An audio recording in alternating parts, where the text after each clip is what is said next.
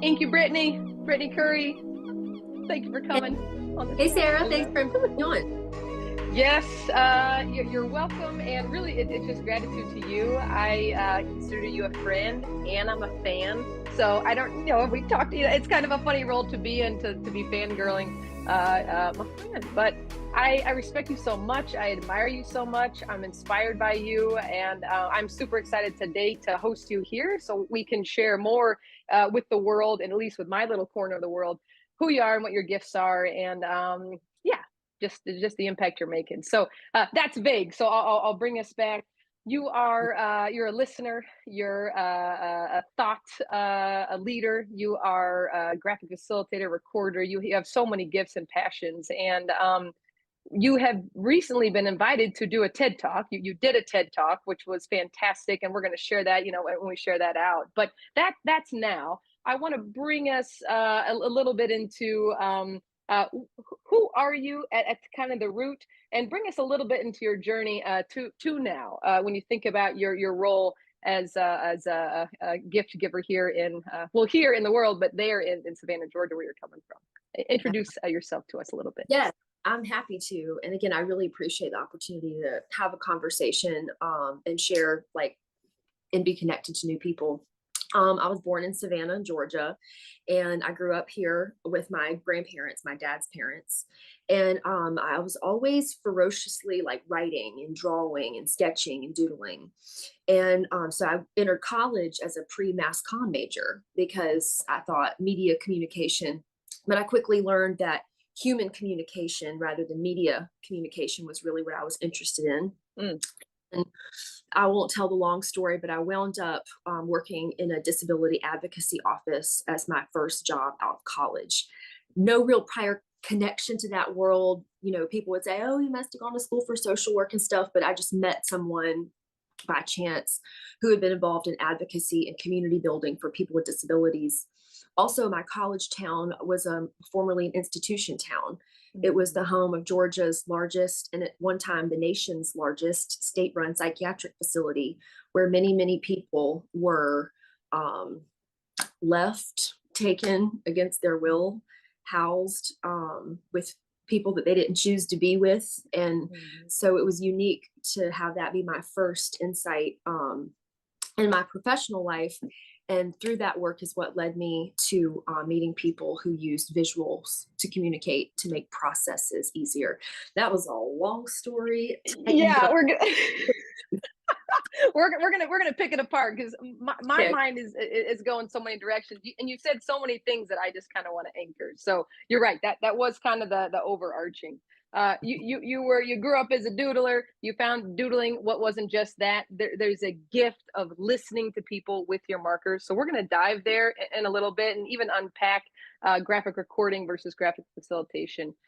But one thing that you talk about often is when your eyes were open to what you would say the life-defining segregation of being labeled with a developmental disability or disability label. And so part of my fangirl of your, part of why I respect you so much is that of your advocacy work and your capacity to synthesize, lifting up people's voices and connecting dots and making meaning to help people themselves, if they have a label, and their teams envision a big full life, and not just envision, but actually work towards that. But why is that even important? Aren't people with disabilities just fine and happy together, living their lives? At one time before I met Margaret, who was my mentor and the person who invited me to learn about the work. Before I met Margaret, I would have thought the same thing, or I wouldn't have thought anything at all. But one day she took me to, at the time in my early 20s, when I graduated college, I had no idea, which I think many people without some previous introduction would not know, what is a group home? What is a day program? I mean, the average person walking around really doesn't understand. And people who do know what they are really don't think they're very happy places, right? They're people where people, or the places where folks are kept separately. And so when I saw a variety of these really just lonely situations where people had so much potential, and then I had the potential to go out and tap someone to become their citizen advocate and show like so much possibility that could happen for both people when people who you wouldn't think would get together. So that's what Mhm. brought me in and got me anchored very quickly. And that's why I still get really excited about doing the work today. Mhm. It's the thread that runs all the way through. Yeah. So Margaret brought you into and kind of exposed you to another world, and we're both kind of saying another world because what we know is that when you get that label of developmental disability, you are oftentimes segregated and congregated based on that label. So not your passions, not your gifts, not your interests, not even your neighborhood sign sometimes, but your pathologies or that label. And there's a line, or there's just an awareness I have of even folks watching, when they watch that, there are sometimes services and supports and gatherings and communities where people get certain needs met, or they get support and they get connected. But I think one of the things we miss, and I want you to speak to, is when that's the only way we get connection is through the segregation, the congregation. What are the implications of that? What's on the other end of that? Sarah, it really blows my mind about how much innovative work was done back in the 70s and the early 80s for the people that said, you know what, we can do better than this. People deserve to be in community. And there are all these wonderful trainings and like throughout my work. And there's a few exceptions throughout the country. I could also name some really progressive and innovative services that I see in a modern day. That's not the main part of what I see. I see services where the people are supposed to fit into what the service needs rather than the other way around. And I know that it's because it's based on like a time and efficiency and money model, right? We Mm-hmm. have Yeah. this much resources and we have this many people that we have to be there for. But trying to force people into a one size fits all kind of paradigm, it's just not how people's lives work. And so Yeah. any that there's a group or congregated effort, I would just have to say, why can't we look at folks as who they are as individual people with a name and a history and a set of Mhm. a set of things that they enjoy or that they're curious about and they like to do more of, but Mhm. that's not the model that the majority of services that I'm seeing today. And Mhm. it's some really frustrating situations. It really even comes across as like having ownership over people, folks, Mm. especially if they have an intellectual disability. Mhm. I mean, just the level of control is really when somebody Mhm. indicates, I'd like to go to church this weekend. I'd like to hang out with this person. And oh, you can't do that for whatever list of reasons. It's like basic Mhm. things. And I'll round out my comments, but that's when I'm like, how did all this innovative, good work and Mhm. groundwork be laid back then for it to just be like not even on the mindsets of a lot of the current service structures that I've run into. Yeah. Well, you started to touch on it a little bit that we've built systems that we're trying to fit people in. And when we have fidelity to the system versus the person, we can see all the complications to that, right? Despite intention, despite well-meaning, we've lost some of what it means to be human with one another. And you spoke to that at the very beginning, right? Human communication versus media, et cetera. But I want to bring us into a space of where we do have movement, where we do have some hope. I've been accused of being radical because I believe in belonging and connection, and not just those as a notion, but even the healing power of connection. And I've experienced folks saying, "Well, Sarah, well, they're ready, but they're not."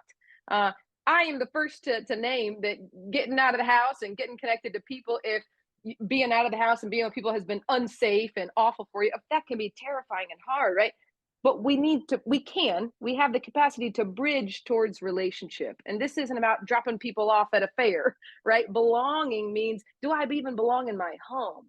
Do I belong to anyone else? Do we belong to one another, right? So we could bitch and moan about the limits of the service system all day long. Not fruitful, not hopeful, but there is work that's being done, and it's been formalized in a way to help people have process, to help people drive change.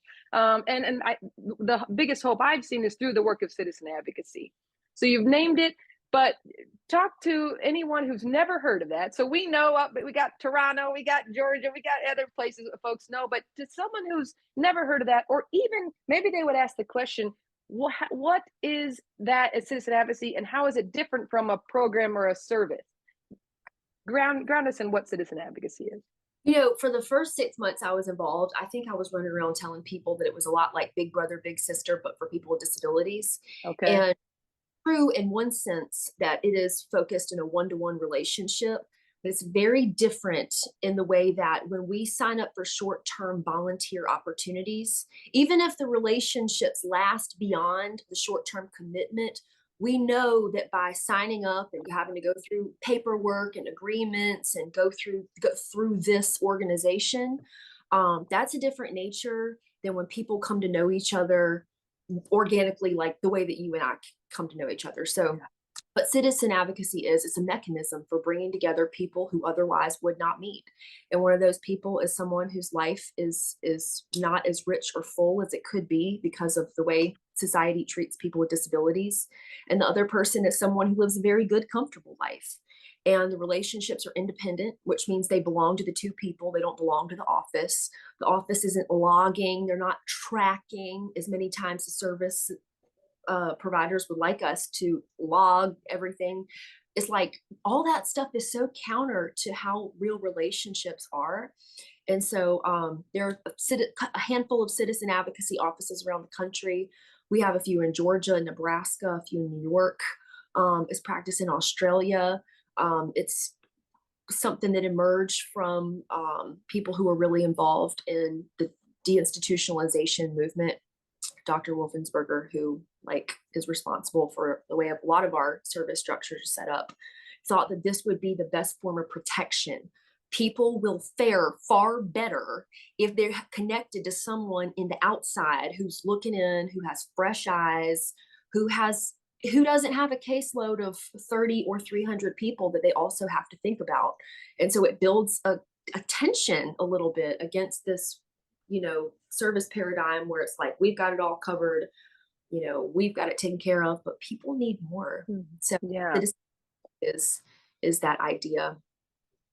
A couple things I want to lift up. One, you said citizen advocacy is a mechanism. It's not a program. It's not a service. It's a framework. It's a technology. It's a human technology. What would you say? It's like, there's one little artificial component as these relationships are being initiated by the coordinator. But it's like the model of citizen advocacy is instead of to pay one person as much as we can to do as much as they can, we have one staff person whose role is to go around recruiting and offering orientation and ongoing support to local people who might naturally and organically be involved in these relationships of looking out for other people and being a good neighbor. But because of how segregated people with disabilities are, you're not likely to run into folks at church because they're in the special needs classroom. You're not likely to run into folks out in the world because they're all grouped and huddled up together in the disability group, which is not very inviting. So there's that artificial component. Relationships are initiated by the coordinator with some very intentional and well thought out, like what would make the right ingredients for someone to come into this person's life and stay for a long, long time. I love that. So that type of thinking, I just have not found, other than a small handful of exceptions of really forward-minded service agencies, it doesn't even enter people's minds, the traditional service structure. It doesn't even enter their minds that other people in the community might have a role in this too, that it might not be on our shoulders, but that other people, if invited and if offered some support, would come around and stick around. Yeah. So that's 15 thoughts at once, but that's another thing when you say invited. Words like hospitality, words like invitation, words like gift. I know you and I and others are folks who would try to bring those words into paradigms where they're just not used, right? We're not talking about hospitality all the time in the service system. However, there's a healing power too, or a deepening of relationship when we can be hospitable and invitational with our work, right? And there's this was my note that I just wrote. So I'm not doing a good job with my handwritten because they're just squiggles. But there's something you said a minute ago. You talked about there's an artificial component.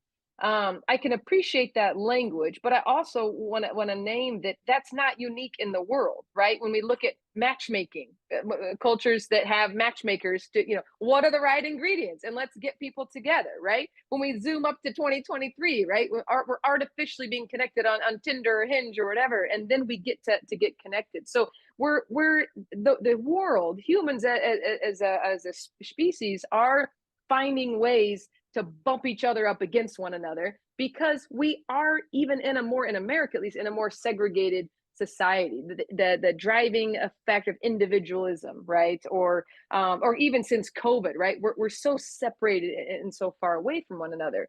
The difference between my separation and someone's separation with a disability is that's oftentimes orchestrated and uplifted. Again, separate and special, which the unintended consequence of that, my experience when I worked at a day program, we would, myself and 5 other people with disabilities, we'd walk into a coffee shop and we were regulars there, right? But the barista would always say, "Hey, Sarah, hey, Starfire." So even in a small group, no one had an identity.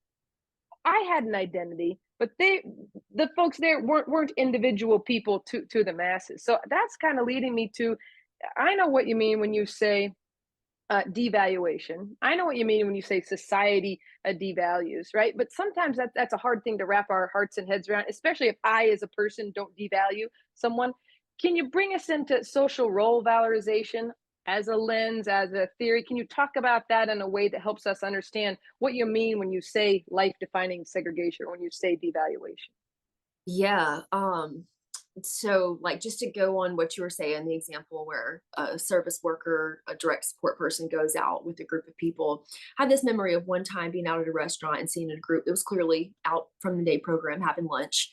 And you could just get the sense that really people haven't been helped to think about their personal presentation. I mean, this is just one Mm, of like a whole number of yeah. things we can talk about Mm, grouping people together. But one of the principles of citizen advocacy is positive imagery and language. And I've heard Tom Kohler, who's a longtime coordinator of the office here in Savannah, say, it's kind of part of our job to help reinterpret people and help mm, people seen in a very positive light, because being grouped together does something psychologically to the outside person's mind. It just clicks into, oh, those people. It's like being branded. It's like being yeah. symbolically Yeah. branded to be grouped together. And so I'm trying to figure out what actual words to how to tie social role valorization into that. It's a But mouthful. Yeah.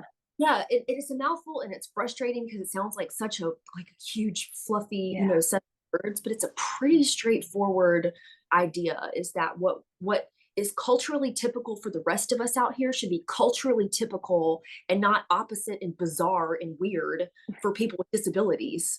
We should Mhm. use the same thing for people with disabilities that we would think about ourselves, and Yeah, yeah, what makes a good home, all the things that typical people care about are that important. But it's just extending that over to being conscious of what it does whenever we lump and clump people together. mhm, And we have yeah, the expectation that people would with prefer to be with people. I mean, that's really what people are up against. So it's working to yeah, break and show that, like, people are just individual people. yeah. Individual people with gifts, passions, interests, with even neighborhood settings, right? I see one challenge sometimes is I live in a group home and then my group goes 20 minutes away, 30 minutes across town to do the group activity. And then we come back. Well, even if you do meet someone new or you'd want to deepen relationship, it's so far away that we're not going to be back having, there's no serendipity going to be happening. There's no spontaneity of let's get together. So yeah, I don't know if you want to build on that. Well, that's so important. Like, about, in citizen advocacy, while we're looking for people who are really rooted in the community. There's a lot of people that move in and out and are transient. They'll be here one day and gone 3 months or 3 years later. And it's like when people have spent their life behind the wall of disability in disability land, having people rotate in and out, the one thing Mm, to use is somebody who won't go away. yeah, So yeah, but that's what the aim, I think, could that what we have so many efforts towards keeping people in the lumped together paradigm. We could really reinvest those efforts by helping people like broker relationships in their own Yeah. context of what's important to their own lives. And that's an incredibly valuable role to be that conduit, to be that broker. And yeah, maybe a little bit artificial, but the depth that can be created when you give people permission to love each other, to know each other, to share and contribute to one another, then you can see some natural occurrences take place. It becomes natural to how you doing, or do you want to go to lunch, or hey, we're going to that carnival later. Do you want to come? Right, that can start to happen over time. Right, we can build that. Um, oh man, there's a couple other things I want to make sure we talk about here. Um, there's something that there's a theme I guess coming through around just the implicit, the unconscious nature of the devaluation. If I can just go there one more time. And I do believe folks who are in friendship roles, neighbor roles, or even service provider roles, we can buck against that, right? We can help people be seen as a full folks, not just as a client or a patient, right?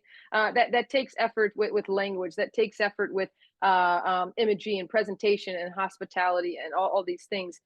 It's really freaking hard if you're coming from a world that has not named that or valued that or made that explicit. So that brings me into, as a graphic facilitator, what is that, and how do you how do you buck against this paradigm? How do you, sorry, not buck against, how do you support the paradigm shift through graphics? How has that become your way of bridging these two worlds? Well, I'm just gonna go with the first thing that just like comes to mind or comes from the gut. And like I've been in a lot of planning and visioning sessions around a person with a disability, their family, few community members, few church members, and people in the room have got some pretty limiting ideas, right? And they're coming from nothing but a wonderful place. But they're just, I'm just naming an example, strategizing about how this person can be the person that rings the bell at the Salvation Army over Christmas time. And that's an idea that you could say would be, some people would say is meaningful, or, it's definitely from a good place. But I feel like when what we could dream for people based on what their interests are, I'm just like, is that the best we can do? Hmm. How it kind of shows up in meetings is really well-meaning people, and it's not like in the people, it's in the devaluation. It's because of how we've been conditioned to think that that's all that people are capable of. Yeah. A person will never be able to do that because we haven't seen that many examples of people actually doing it. And Mm. until we can, raise, and that's another way that like how I try to use graphics to show, because there was a time when I first got involved in citizen advocacy, I didn't have a lot of peers. I didn't have any peers who had disabilities. Yeah. And so I found myself really, struggling and speculating and trying to prepare advocates. And like through the years, through the networks of knowing people in Georgia and across the country, like there are a lot of folks who are well able to tell us, what's, that we can take direction from. So it's just a lot of lack of awareness because we grow up so segregated from each other, Mm. and trying to create awareness by, lifting up people's voices. And, in those meetings, my choice to really honor the person by what goes on the paper instead of using the time to just write every old little word that comes out because it was said it needs to go down. Like I'm there to listen and lift up and examine, and I say this all the time, let's try to come up with things that haven't already been done yet. I thought I Yeah. don't want to spend any more time in the meeting when people brainstorming more ways that people with disabilities can spend more time together. We've done that. Let's try Yeah. something Yeah. new that we haven't done before. So Well, and you named it. You said, if I had never seen it, it's hard to imagine it. And so part of your role as a graphic facilitator is literally taking our voices, our thoughts, the words of the group, and making them visual so we can start to imagine a positive and possible future. And I just want to discern between graphic recording, which is I'm listening with my marker, I'm capturing the meaning that I'm synthesizing. Graphic facilitation is you're also lifting up questions. You're also getting curious with folks, right? And that seems to be like another framework, another technology that has actually enabled or empowered you and teams to shift from an old way of thinking into a newer way of being? Do you have a story of when you've seen that shift with your gift? Yeah, well, so many come to mind. I mean, there's so many local groups and beyond that I'm like regularly partner with. When they've got something, I'm coming in to capture it, even whether I can or can't be there live in the room. People have really, some groups have really shifted into like, this is really how we conduct our processes now. And so, just for clarity, for anybody who might not know or is wondering, you explained it, but graphic facilitation is like if you meetings have different reasons. A retreat might have a different purpose than a strategic planning session, might have a different purpose than employee feedback session. And so I would sit down with the meeting organizers and find out what's the information you're trying to come up with, and then what is the right set of questions that will help people reach inside of themselves and collectively, what am I trying to say, zing together everybody's collective brain, capture that. And so it's using visual frameworks to like harvest ideas. And there are definitely a couple stories. One that I probably told the most, but it was the earliest one, was using it for a grant proposal.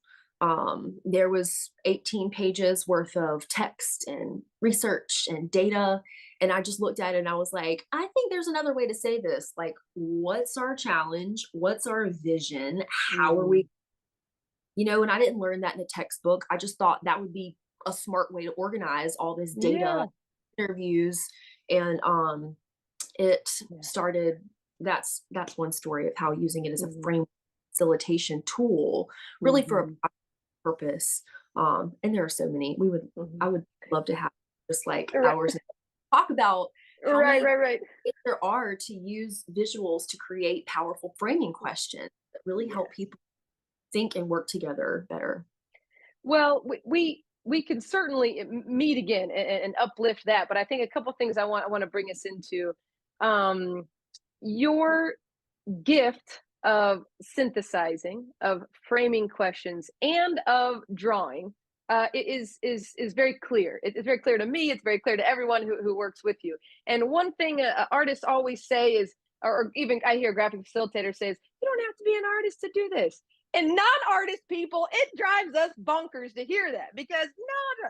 But I want to name that you don't believe this gift is left with you or other artists around. You actually believe so much that other people can themselves be lean into this work, and not just by following a process that's out there, but digging within to create their own processes. How do you do that? If you can bring us into future time with Brittany, where can we find your work in helping all of us learn how to listen with our markers? More of my work can be found very easily Googleable, inkybrittany.com, and all my social media pages. Well, I only use Instagram, but Inky Brittany there. And I always say, and it comes up a lot in my TED Talk, I always talk about giving ourselves or taking permission, or giving ourselves permission, knowing that no one is going to ask us to do it, nor tell us that we can't. And don't wait to be asked. And it's true, when I was growing up, I did always doodle and sketch, but at the time that I got into the advocacy work, I didn't see myself as an artist. I never had formal training as art. It was something that I enjoyed, but I had put it way back on the shelf because it just didn't seem relevant. And then I think because of the culture of the work that really protected and fostered our creativity and our resilience, like there were certain set of factors that helped me re-embrace that. But to the idea that this is like this gift that only a few people that are artists have is so not true. It's a mind, and it's so less on the talent and so much more on the bold, so much on the brave, and so much more on the willing to stand up and do it, because it's important work that needs to be captured, and not fooling and fiddling with worry about, does it look good? Does it look right? How talented are you? I mean, it's just it's a conceptual mindset shift that we can allow ourselves to make. Yes, I've got little goosebumps. I'm thinking of so many bold and brave and brilliant and burnt out social workers, counselors, coordinators, facilitators that I know personally who are dying to stay in the work in a deep way, but they need some life breathed in. So I really hope to bring you into to at least my world a little bit more, to collaborate together, to help other people learn other ways, not just only to communicate, but to listen and bring their own passions to the forefront so we can keep bold and brave and beautiful people in supportive and helpful roles. Yeah, I'm excited for what to come, just for you personally, Brittany. And I think in any way we can ever collaborate is always a gift. And there's so much more to say and dive into, but we're going to go ahead and wrap here. I'm so grateful for you, and just honored that you shared this time. Anything last that you want to uplift for folks? Just give yourself the permission, take the permission. Don't wait to be asked, and nobody's going to tell you that you can. Nobody's ask you to do it or tell you that you can't. Just, pick up a pen, take a big piece of paper, and just empty whatever's going on in here. There's no such thing as it looking right or it looking good. Just empty what's in here and see what happens. Deal. Well, we won't wait for you to come formally lead us through that, but we'll start already listening to one another in new ways. And yeah, thanks for sharing that and giving us permission. Thank you so much. Really appreciate this conversation for us to really dive deeper in parts that I don't really talk about a lot when I'm talking about graphic facilitation. So I appreciate you, and I just watched. Cheers. See you, Brittany. Bye.